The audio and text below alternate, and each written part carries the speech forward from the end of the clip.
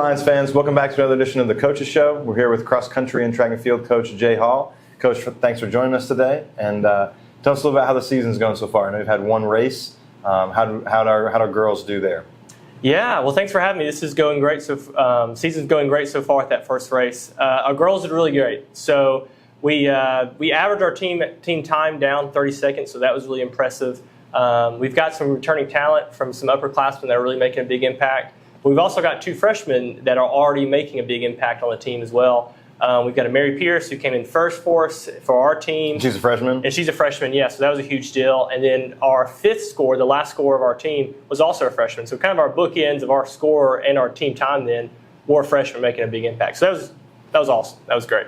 Okay, good. And then the guys raced that same day, right? Tell us about that, your men's roster, and how they did.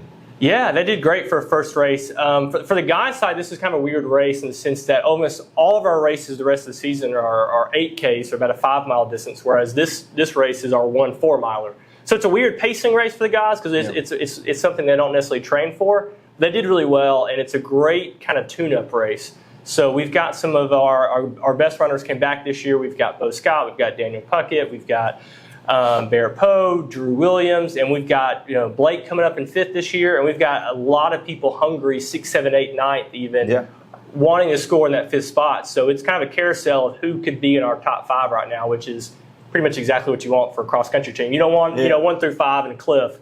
We've got a lot of talent up there. So and some of those are freshmen making an impact as well. We got Lucas Black being one of those. We got transfers Andrew Wren. So it's looking good. We're excited. No, so you have 2 new freshmen on the girls' side. Who are the returners there, and where do they fit in? Yeah, so rounding out our top 5, we got just in that first race we had Mary Pearson first, and then from there we had Eliza Poe, whose brother is Barrett on the guy's side, and then we got Eliza Poe, Zena Doris, Megan Lampley, and then we've got Sydney Perkins, our other freshman, and then from there it's we've got Elizabeth McKeevy, Zola Doris, and so that's a couple of names I remember from last year too. Oh yeah. You're talking so about we sort got a of lot. Pushing that lead group. You still have a couple people that could break into the top 5. Oh, absolutely. Yeah, it's not like we have a cliff there either. So we've definitely got 6, 7, 8 that are challenging our top 5. Yeah. So some good. So we've been talking about this, and I think I've done this before on these type of episodes. But just tell us again how does scoring work in cross country? Yeah, that's a good question. So we'll have, in one cross-country meet, there'll be 30 teams showing up at the starting line sometimes. And how you score is your top 5 runners, where they finish, right? So if your top 5, they come in 7th place, 11th place, 20th, 34th, and, you get all your top 5 finishing locations. You add those up, and the team with the lowest combined score places highest, right? So if you finish golf, 1, 2, 3, 4, 5, that would be scores not 15 or something, and that would be a home run. Your first place, Perfect score. So you want your top 5 as as close to the top as possible, so that average score or that combined score will be as low as possible. So Yeah, awesome. So you talked about there might be 30 teams that start the race. Not all those teams are going to be NAI teams either, right? Oh, absolutely, yeah. That's kind of the exciting thing about our cross country and our track program in the spring is that we're really the only team on campus that when we line up at a starting line, we can look down and see some D1 talent right across from us, like at the Memphis Twilight race a couple weeks back. Ole Miss was there, Mississippi State, MTSU, Arkansas State. So obviously, as that presents a pretty good challenge, it's really exciting to run against that crowd, right? And so it kind of makes you feel like a real collegiate athlete when you're looking down and you're seeing that D1 SEC talent at the same starting line that you're on. So it's a cool moment for sure. And when you see that other talent there, whatever, it also helps you pace, maybe, right? Like you can look at somebody and be like, hey, I can try to run with this person that might be faster.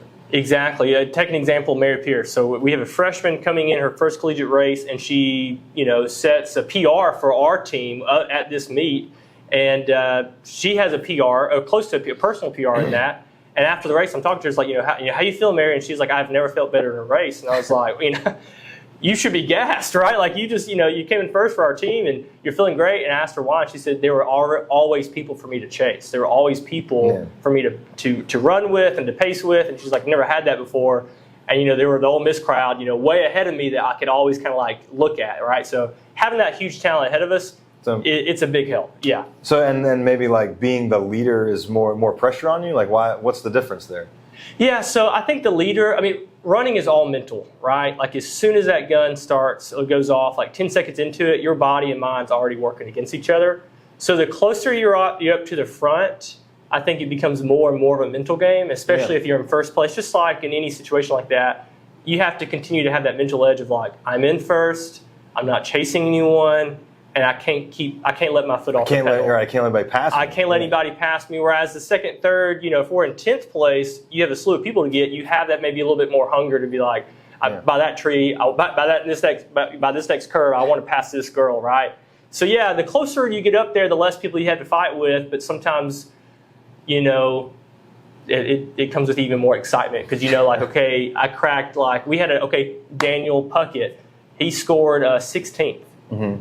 Out of tons of D1 talent in our teams. We had a guy crack the top 20 in that crowd, and that's a huge deal for an NAIA team. So that was really exciting for us. Yeah. Well, that's awesome. Well, thanks for letting us get to know your team a little bit, but you're also new. I am, So we want to let everybody get to know you a little bit as well. Now you have, in previous years, hiked the Appalachian Trail from Georgia all the way to Maine. So I thought maybe we would have some fun and ask you some rapid fire questions about that. Okay, awesome. So just to start off, right, you have to carry everything with you. How heavy was your backpack? Yeah, so when I started out day one, the backpack weighed with food, water, everything, 27 pounds. Trying to get under 30. And when I finished with everything in it, I was right around 17, 18. So I definitely trimmed some extra weight over those months getting down to it. Okay. And then how long did it take you? 5.5 months. 5.5 months. Awesome. What was your favorite food that you carried in your backpack? Man, oddly enough, I would say a Snickers. It's really light, very high in calories. It's delicious. There were some resupplies. I probably ate like 3 or 4 Snickers a day to get the calories going. Okay. Yeah. What about, I know from time to time you're able to get off the trail so what was your favorite food off trail? Anytime I could get a pizza. Before trail, I love pizza, but on trail, that got me through some rough days knowing once I get to this city, I can get a large pepperoni pizza or whatever it may be. And then, obviously, you camp a lot, but what was your favorite place to stay off trail?